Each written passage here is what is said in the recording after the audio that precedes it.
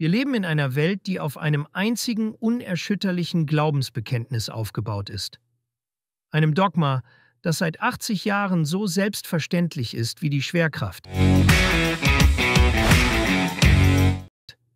Der US-Dollar ist der König. Er ist der unangefochtene Herrscher des globalen Handels, die Sonne, um die alle anderen Währungen wie gehorsame Planeten kreisen.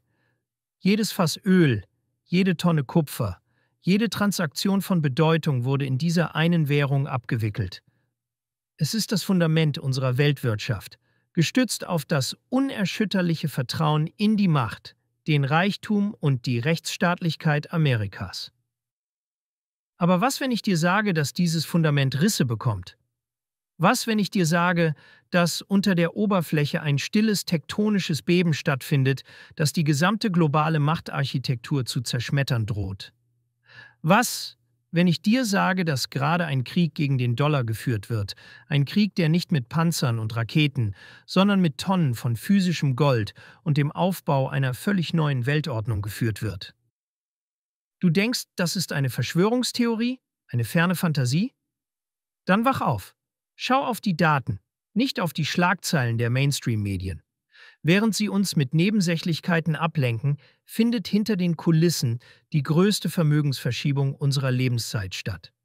Seit 2022 haben die großen Finanzinstitutionen an der Wall Street leise und systematisch über 1300 Tonnen Gold aufgekauft. Das ist keine kleine Anpassung im Portfolio, das ist eine strategische Kriegsvorbereitung. Gleichzeitig kaufen die Zentralbanken der Schwellenländer, insbesondere die der BRICS-Staaten, Gold in einem Tempo, das die Welt seit dem Ende des Goldstandards nicht mehr gesehen hat, über 1000 Tonnen pro Jahr. Kisten voller Goldbarren, die in den Tresoren von Shanghai, Mumbai und Moskau verschwinden, weit weg vom Zugriff des Westens. Warum? Warum dieser plötzliche fieberhafte Ansturm auf das älteste Geld der Welt? Weil sie wissen, was kommt. Sie bereiten sich auf den Tag vor, der das 80-jährige Dollar-Imperium beenden könnte. Sie bereiten sich auf die Einführung einer gemeinsamen BRICS-Währung vor, die für 2026 im Gespräch ist. Um zu verstehen, was hier passiert, müssen wir die Arroganz des Westens ablegen und die Welt mit den Augen der anderen sehen. Für sie ist der Dollar nicht mehr der Anker der Stabilität, er ist eine Waffe.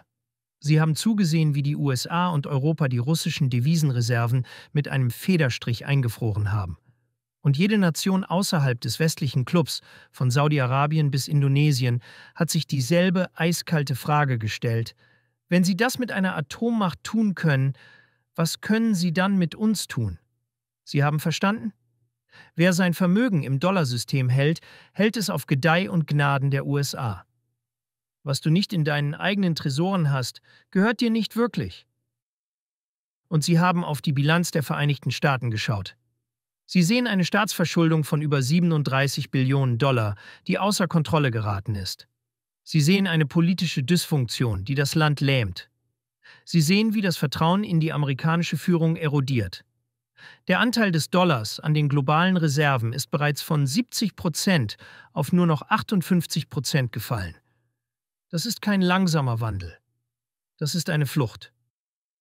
Die BRICS sind nicht mehr nur eine lose Ansammlung von Schwellenländern.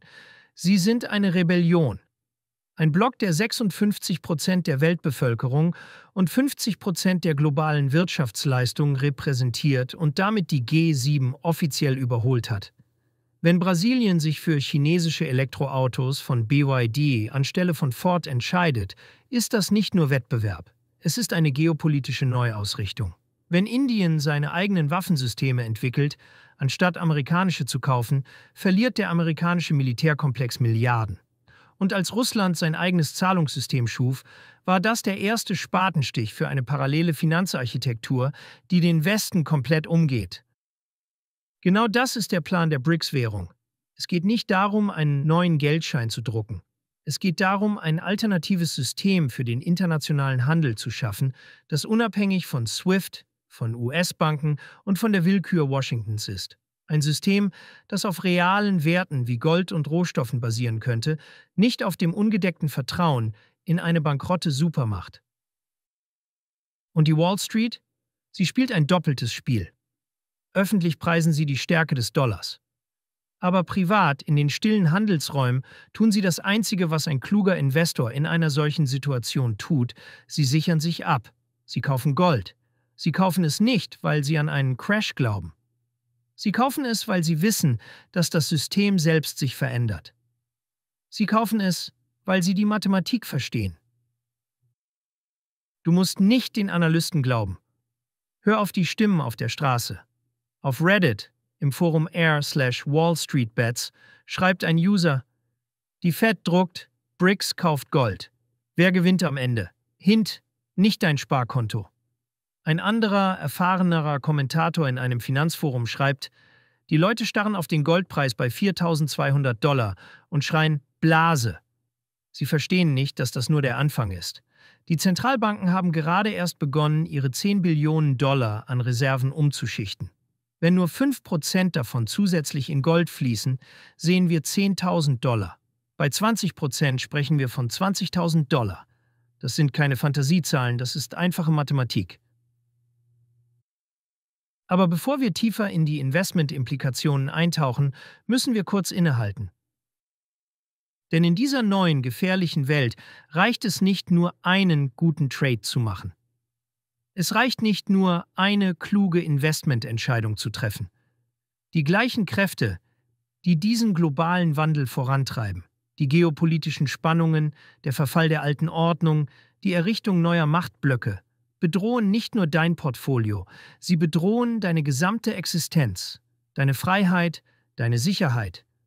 Um in dieser neuen Ära nicht nur zu überleben, sondern erfolgreich zu sein, brauchst du eine Festung. Du brauchst einen Plan B. Genau dieses System lehren wir in unserem Seminar Das Schweizer Taschenmesser für deinen Plan B, das wir regelmäßig in Zürich veranstalten.